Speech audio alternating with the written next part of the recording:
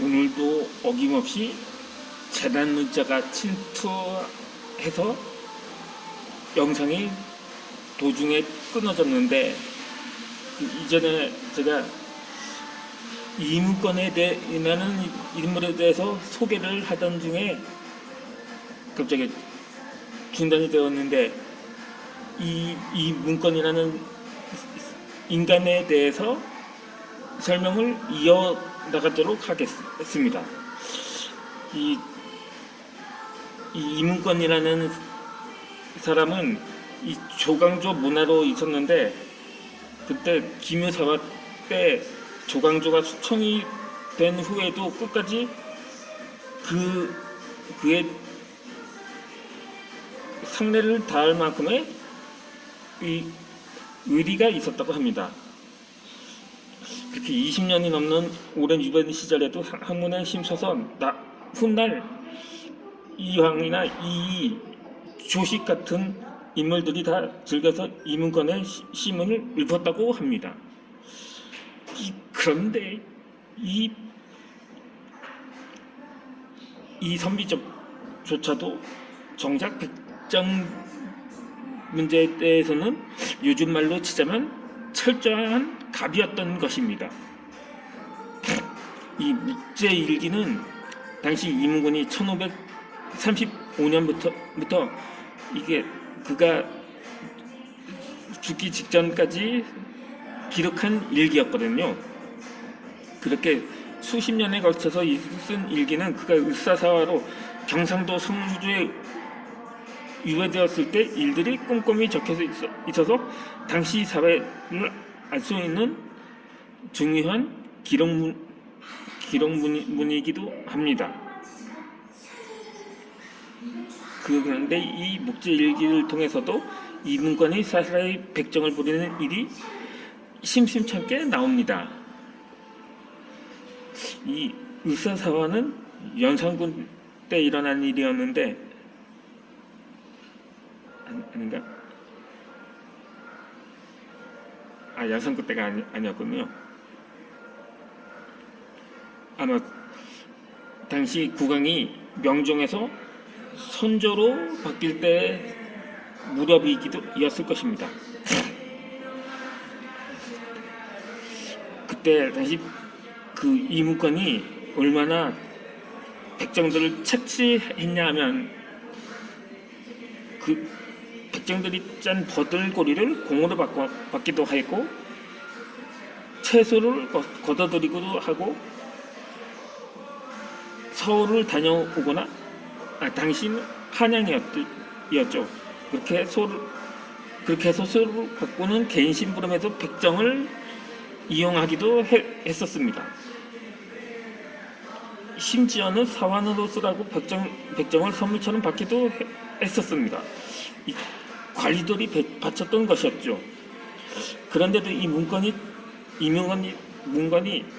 딱히 문제점을 못 느꼈던 것은 당시 백정을 부리는 일이 그만큼 흔했기 때문이기도 합니다. 게다가 비록 관리들이 잘못하기는 했어도 결국 이 모든 일들을 그렇게 만든 백정에게 책임이 있다고 보았던 거죠. 그것을 당시 중종 때에 기록되었습니다.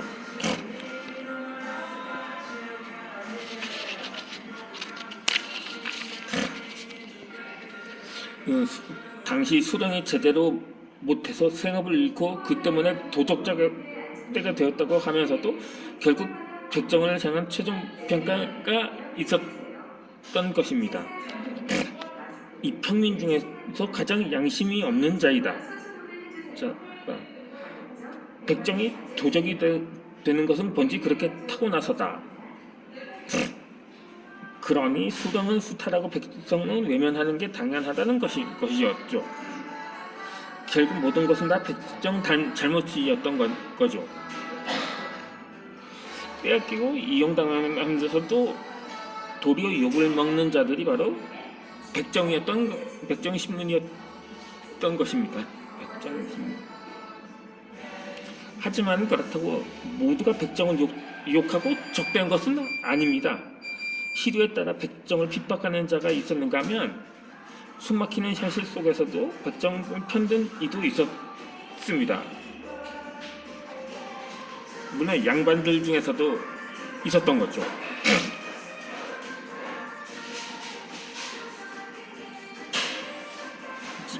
여기서 만나는 두 사람이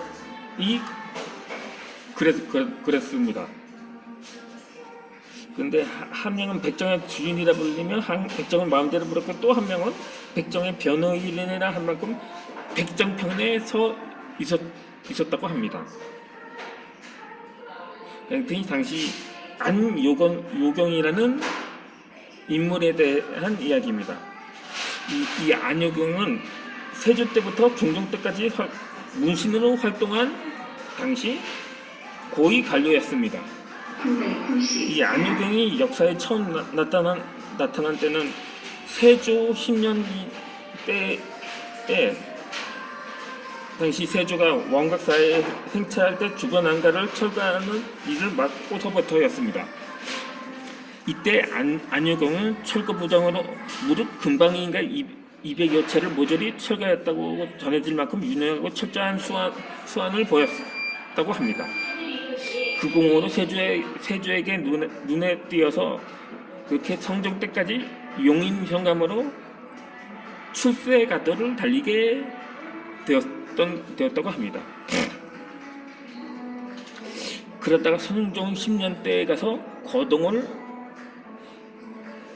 온 왕의 행렬을 제대로 인내하지 못해 결국 파직이 되고 맙니다. 하지만 민가 철거로 궤도를 얻어서 행원까지 지낸 그가 그냥 있을 리가 만무했던 거죠.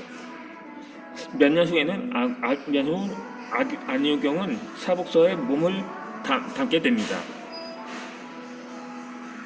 왕궁의 말과 가마를 관리하는 사복씨는 하는 일이 불결하고 천하다 해서 무사람의 홀대를 받은 곳이었습니다. 하지만 안국경은 꿋꿋했고 왕세자 가래때 말과 가마를 다루는 뛰어난 재주를 선보여서 이듬해 종사뿐 사복시 첨정에까지 오르게 됩니다. 그러다 연산군 때에 이르러는 홍조 목사를 거쳐서 공조 참여를 이루는데, 이때 그는 왕의 총애를 받아서 영치사를 맡게 됩니다. 영치사는 연산군 때만 존재했던 벼슬이었는데 5개 계친 죄인을 다스리는 일을 했던 거죠. 이때 죄인이란 주로 연산군한테 눈에 가시가 되어서 잡혀온 살림 선비들이었습니다. 물 만난 고기처럼 안유경을 그냥 죄수처럼 괴롭히는 잔인한 시는 서슴지 않았습니다. 그러나 결국 곧 이은 중중 반전으로 모두 파워를 잃게 되면서 쫓겨나게 되고 말았던 것입니다. 한편으로는 파란만장한 삶이었던 거죠. 세조 때 민가 철거 부장을 하다가 무능하다고 쫓겨난 수령이었고, 유능하지만 천원 사복시 관원이었다가 선비들을 괴롭히는 고위 벼슬아저씨까지 이 안유경에 있어서는 정말 마음을 호기는 구석이 있었던 셈이죠.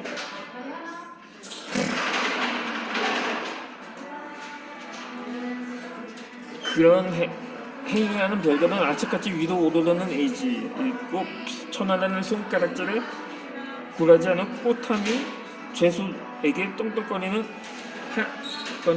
모습까지도 두루 갖췄던 인물이었기도 합니다.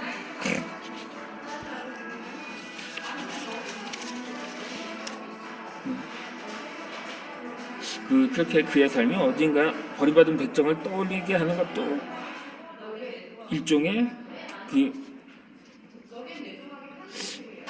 인류애라고 인류애라고 하기에는 너무 넓어요.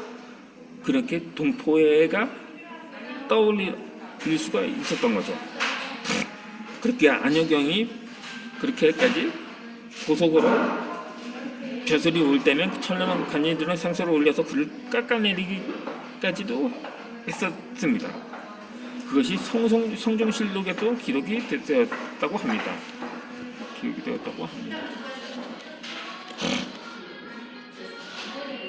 그렇게 그에 대한 반대에 대해서도 꿋꿋하게 안효경은 벼슬을 지킨 인물이었습니다. 그야말로 즐기고 즐긴 잡초였던 같았던 거죠. 하지만 그를 끝까지 동정하지 못하게 하는 것이 바로 그 실록에도 나옵니다. 한 가지 이야기거리에 갖고 있는 안효경이 마치는 역사의 마지막을 남긴 기록이 있습니다.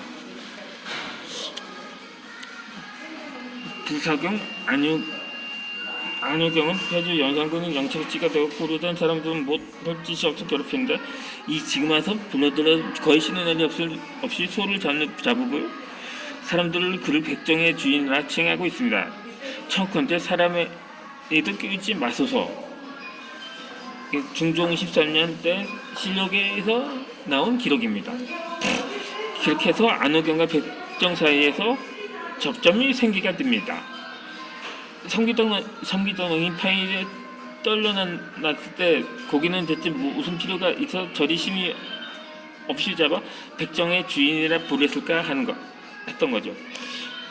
저 많은 고기는 다 어디로 갔을지 재래 때 쓰라고 여기저기 관리들에게 바치며 다시 배를 노리기라도 했던 것이라고 판단되었던 것입니다.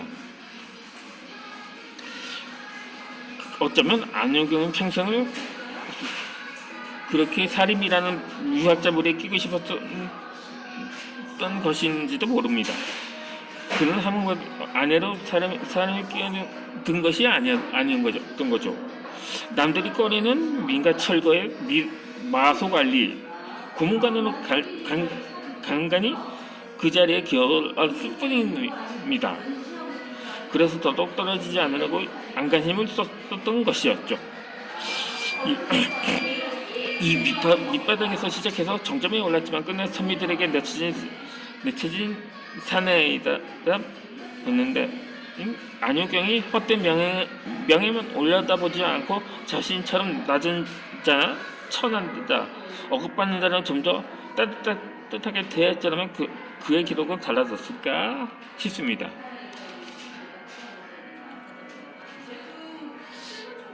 하지만 삶에서 저지른 잘못은 언제나 자신의 몫인 거죠. 그 값은 스스로 치를 수밖에 없었던 것입니다. 그렇게 안효경하고 딱 대치해서 정반대 입장에 선 사람들이 있었던 거죠.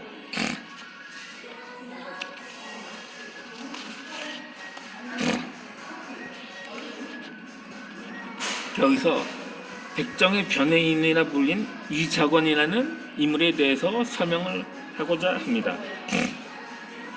근데 이 이자권은 안효경과 동시대의 사람이었습니다. 그러니까 세조 때부터 세조 원년에 태어났죠. 한참 세조 즉위했을 때 태어나서 성종 14년째 되던 해에 벼슬에 오르게 됩니다. 그렇게 성균관적, 사부 감찰, 예조 정랑 등을 지냈는데 무공의 그 재능이 있는 데다가 중국어가 뛰어나서 항상 무관과 매규관까지 경험을 한 인물이었습니다. 그럼 이자관에 대한 설명은 이어서 영상을 올려드리도록 하겠습니다.